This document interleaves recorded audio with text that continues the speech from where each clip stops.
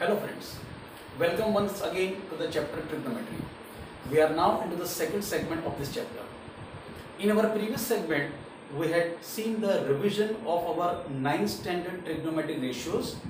Also, we had learned 3 more new trigonometric ratios along with the previously learned 3 fundamental ratios. The next segment, that is segment 2, begins with a small chart of trigonometric ratios for given angles. For example, the given angles are 0 degree, 30 degree, 45 degree, 60 degree and 90 degree. Now I will give you a very simple and a small method of remembering this table. Whatever I say, you just have to recite behind me. First, I will explain you the method of remembering the trigonometric ratios for angles 30, 45 and 60 and only sine, cos and tan. Remember friends, in our previous segment we had seen that cosec, sec and cot are the reciprocals. So once we know the values of sine, cos and tan for angles 30, 45 and 60, we can always take the reciprocal of them and get the values of cosec, sec and cot. Therefore, we only require to memorize the values for 30, 45, 60 degree for trigonometric ratios sine, cos and tan. For 0 degree and 90 degree, I will let you know the mnemonics or the short form later on. First, we'll study for 30, 60 and 45. So, I will start like this. I will say 1, 1, root 3 in the first row. Second row, root 3, 1, 1. Again, 1, 1, root 3. And the same third row, root 3, 1, 1. Once again, I'll repeat. I am repeating this rhyming numbers for sine, cos and tan only for angles 30, 45 and 60 degree, mind you. Once again, 1, 1, root 3, root 3, 1, 1. 1, 1, root 3, root 3, 1, 1. In the third row for 10, I will just divide these two numbers 1 and root 3, 1 and 1 and root 3 and 1. So I get the value for 10 as 10 30 is equal to 1 upon root 3, 10 45 is 1 upon 1, 10 60 as root 3 upon 1. Remember friends, if you do not write down 1 in the denominator, it's okay. But since it's a ratio, I have mentioned 1 in the denominator as well. Otherwise, there is no need to write down 1 in the denominator. But in the numerator, we require to write down 1 as it is. Now, how to remember the denominators of sine and cos? For that, you know, there is a song in the movie Dil To Pagal Hai, where that the title song in which Akshay Kumar sings that Sari Sari Raat Jagata and so on. You know what is the alap for that? The beginning was and you know, while watching that song, I got the idea that I can make this 2 root 2 to appear in the trigonometry table like this. I can say like this. 2 root 2 2. Remember? 2 root 2 2. So same way 2 root 2 2, 2 root 2 2. And this way your sine 30, 45, 60 degree, cos 30, 45, 60 degree and tan 30, 45 and 60 degree are ready with you. Now, for cosec, sec and cot, we just require to take their reciprocals. For example, sine 30 is 1 upon 2. So cosec 30 is 2 upon 1. Same way, cos 30 is root 3 upon 2, therefore sec 30 will be 2 upon root 3, the reciprocal of it. Same way for cot 30 also. Similarly, for cosec 45, for sec 45, for cot 45, we have taken the reciprocals of sine, cos and tan. For 60 degree as well, for cosec, sec and cot, we have taken the respective reciprocals. Now for 0 degree and 90 degree. I'll just give you a small number that you have to remember, that is 010 818 180 108. Now you wonder, sir, what is 8 over here? Now 8 is a sleeping 8 over here, not that standing 8 that we write for numerical 8, not that. It's a sleeping 8. Sleeping 8 is infinity, that is not defined.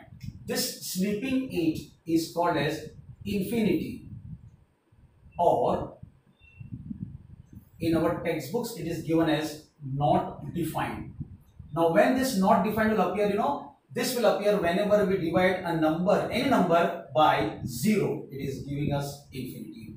and similarly 1 upon infinity is always equal to 0. Therefore, we get the values as 0, 1, 0, 8, 1, 8, 1, 0, 8, 1, 8, 0. In this way, we can remember the entire trigonometric table.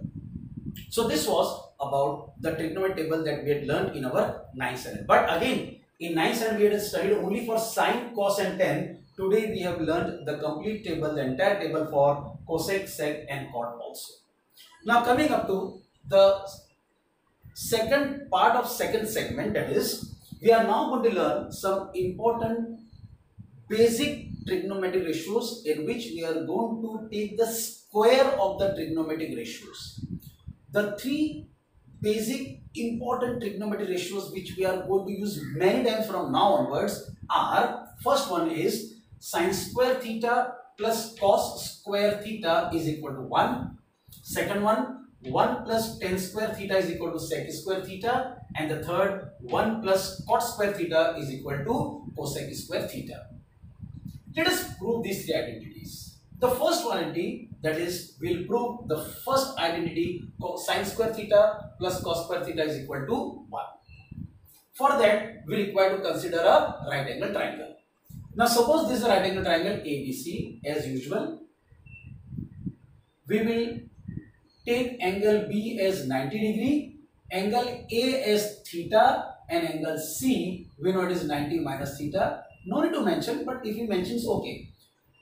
Now, sin theta by its definition, in our previous segment we had seen the definition. Sin theta is equal to opposite side, that is BC, upon hypotenuse, that is AC.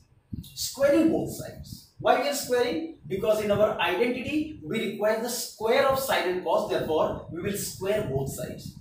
Now to square the LHS, I have written sin theta the whole square. That is, I have put bracket. You can see I have not put square on only theta. I have put the square for the entire bracket. That is sin theta the whole square, or you can also write this as sin square theta, not sin theta square. This is wrong.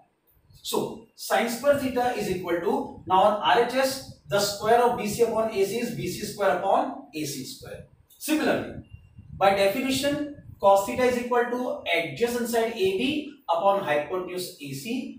So squaring both sides again, it is cos theta the whole square equal to AB square upon AC square, or cos square theta is equal to AB square upon AC square. So either you write cos theta the whole square or cos square theta, it is one and the same. Now, as you know, that in my identity I require sin square theta plus cos square theta. That is, I have to add sin square and cos square. Therefore, adding equations 1 and 2. So first we will add the left hand sides. The left hand side of equation 1 is sin square theta, and the left hand side of equation 2 is cos square theta. So sin square theta plus cos square theta is equal to, we will now add the RHS.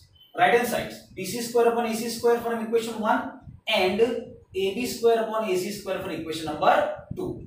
Now, we have got common denominator AC square, therefore I have written AC square as common denominator and the numerators are added as BC square plus AB square. Let this be equation number 3.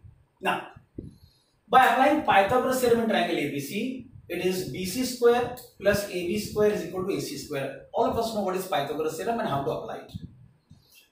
BC square plus AB square is AC square. So, in place of BC square plus AB square in equation number 3, can we substitute AC square, friends? So, if I replace BC square plus AB square with AC square, then we get BC square plus AB square as AC square, and already in the denominator it was AC square. Therefore, on the left hand side, it is sin square theta plus cos square theta, and on the RHS, right hand side, when it was BC square plus AB square, we have got AC square upon AC square.